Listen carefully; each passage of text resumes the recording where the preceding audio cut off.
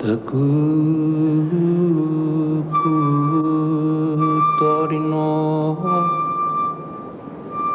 Ngā waira nganutu hei whakapāhio Hei puhi te haura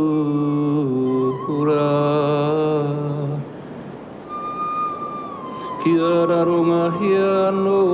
tō reo Kei te rongo mai koe hine He hine he rau ka tauri Te puhi o O tēnei te mihi whānui kia Hirini Melbourne, rāua ko Charles Royal mō tō rāua whakaetanga kia hopungia e nei whakāhua me ngā tangi hoki.